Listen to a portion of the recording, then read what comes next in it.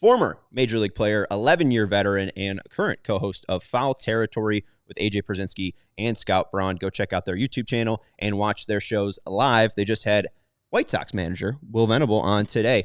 Erik, what'd you make of Will Venable as you guys talked to him today? You're going to love this guy. There's no, he is the antithesis because I just heard the word modernity. So I hadn't used modernity. So I feel like I need to use my vocabulary when I'm on this pod. He's the antithesis of your last manager. So that's a positive. But let's have some grace for my guy, okay? Like, he won a World Series, basically less than a year ago with the Rangers, and he's taken over a team that had a few losses short of a World Series. So let's make sure you don't think he's going to be doing miracles here, but I really never knew Will, but just what I saw on the show today and what I've heard about him from other people, he gets it. He cares for his players, and that'll get the most out of whatever the roster is constructed with. Just one more there. I know you played in the Royal system from 14 to 15, so there must have been some overlap there with Grifol. What was your experience with Pedro there, and how do you think it will be different with Venable? As you said, there's the care there for the players. Pedro seemed like a caring guy, but was it just too many expectations for Pedro, and now Venable, it's just a clean slate with him? I'm not sure what you mean by expectations, other than one of 30 jobs as a manager. You expect to have victories. You expect to get the most out of your players. And I get it. You get rid of your ace at the beginning of this season. Weren't expecting to have a lot of wins. And you sit there and you go, okay, well, did he do bad? But when you start feeling and hearing that players are getting mixed messages, that's the biggest difference. If Pedro's sending mixed messages to his players and they're coming out and saying it, I think it's one of those things that you kind of felt that as a fan, but you saw it from players' comments. He decided to get on guys the one game when, they got no hit, or it was no hit through 8. It was yeah. And so it's got to have better at bats than that. And players are like, well, actually, that guy was pretty freaking nasty. So it's let's get some feel in the situation. And so that's really what I think Will is going to bring to the table. Because it was actually one of the things that I asked him. I was like, because all I've heard is he's a super nice guy. You see his demeanor is super positive, and he's smiling. I think he's got a resting, smiling face, which is opposite of your resting, what face, but he's always that way. And I said, you think you'll be able to get in somebody's face when it's time to do that? And he unequivocally said, yeah, but his focus is going to be on loving on these guys and building them up to be the best that they can be, which is really how you have to be a good leader. And today on your show, Manager Will, Venable broke some news that their new bench coach is going to be Walker McKinven. And so you spent some time with Walker in 2018 with the Brewers. What are the White Sox getting in this new bench coach? Somebody that is truly in the trenches with the players.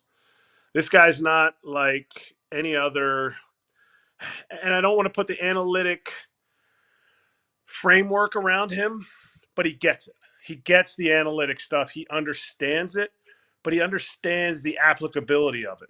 And since 2018, that's when I came over, and then I got fired in the beginning of 19 at the end of spring training.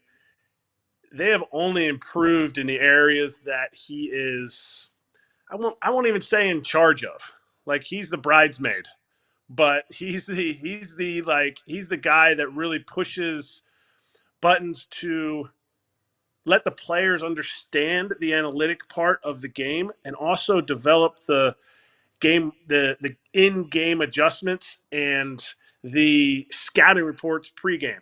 And it's so analytic guys get the moniker of, well, this is what the analytics say, and you just got to stick with it because it'll work out in the end. He's like, hey, this is what our game plan is, but look at how we're making the adjustments. Look at what this umpire is doing. Look at what these guys on the field are doing. It doesn't look like the guy on the mound for us has the best stuff. Here's the best matchup. And he's so sharp in that stuff. He is so good at that stuff. And he is going to be in a expanded role for him as a bench coach. I think it's going to test his boundaries, but it's also going to test his ability to communicate, which I've had a personal relationship with him even after they fired me. I think he's grown so much since 2018 that this is going to be a really, really huge hiring for the White Sox, because he will get the most out of every one of these players that's on the roster, which I get it. The White Sox aren't in for the Juan Soto deal quite yet, but look at what the Brewers have done. If you look at like prognosticators, they're like, Brewers are going to win 77, 78 games for the last 6 years. And they've gone over that every year.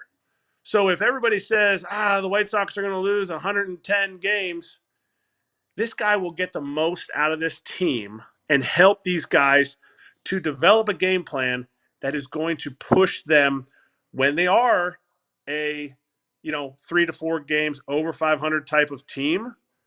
Now all of a sudden it's going to bump them to that 90 win season, 95 win season, because he's able to give real life usage for the analytic numbers that I feel like watching the White Sox, they did nothing of. Erik, he's been with Milwaukee for nearly a decade, and that's a long time. But in 2018, he wasn't even 30 years old yet. What kind of communication ability does he have, and did you recognize that a young guy coming with that information is able to relate to big leaguers who have been around for a while, like yourself, veterans who know the game? What sort of communication skills did he have even back then, and certainly has developed since, that's going to help him out with the White Sox? Well, back then he was still kind of green. I mean, it was a learning curve for him. But after I left, so at that point he was in what I would call, him and BP, Brian Polish, were the advanced scouts. And they would develop the advanced scouting for our pitchers and for our hitters. So pre-series, they would both develop this plan and he would present it.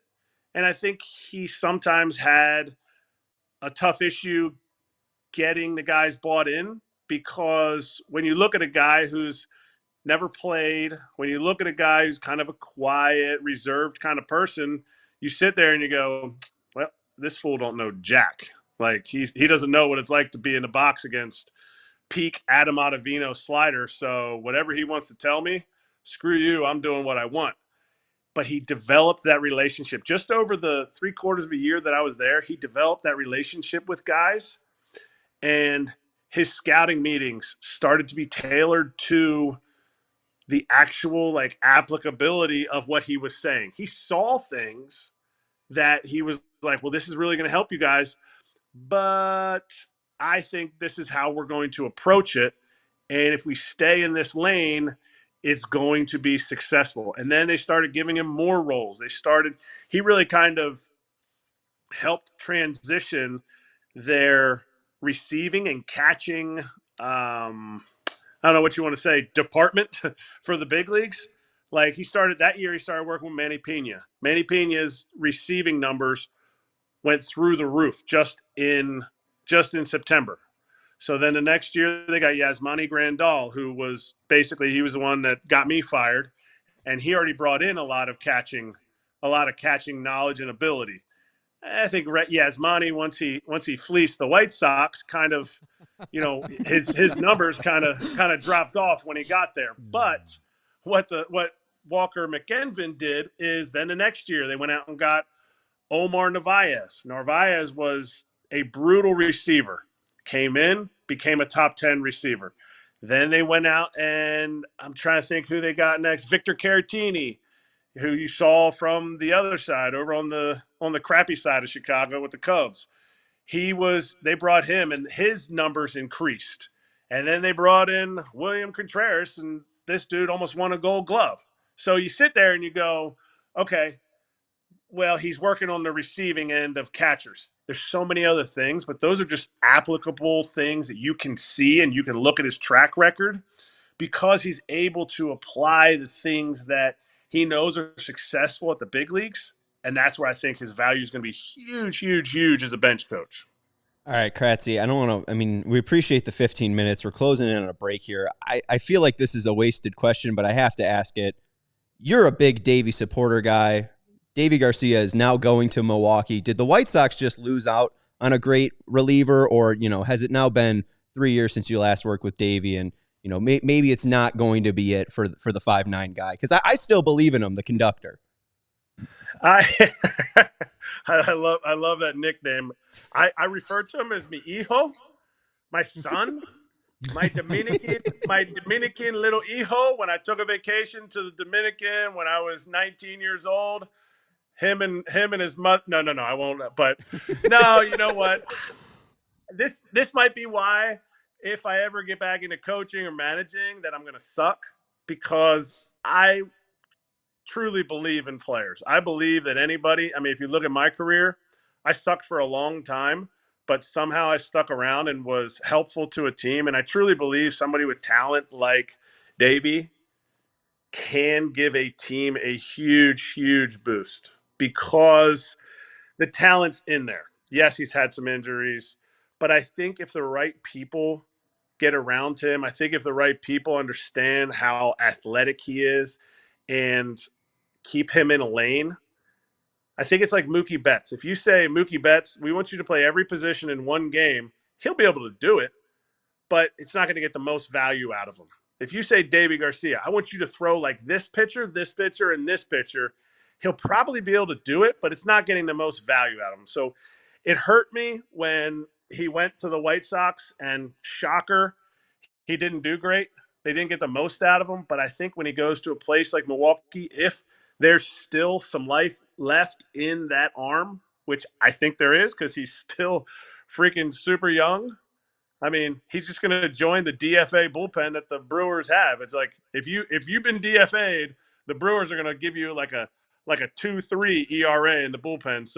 So there's that for the White Sox to look forward to, other than watching Jake Cousins and Tim Hill pitch in the World Series and have success. I don't want to dig the knife in deeper and turn it for you boys, but 3-4 year plan for the White Sox, that's legit. Yeah, don't forget Rodon, too. Just really stab that knife in. Eric, we appreciate it a ton. Kopech, too.